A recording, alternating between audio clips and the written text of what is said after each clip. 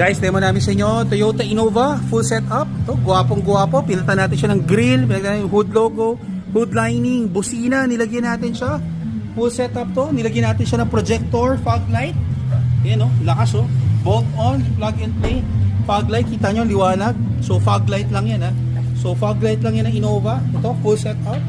Check out our video sa YouTube, JC Garage. Then sa side, nilagyan natin siya ng sequential lights. Nilagyan natin siya ng fender flares. Fender flarings, may step board siya, black garnish. Yan o. So, matapang. Imagine nyo, ito yung Innova nyo. Poging-pogi. Diba? Bagay na bagay sa Innova. Guwapo. Tapos yung loob nito, in-upgrade rin namin. Pakita natin sa inyo.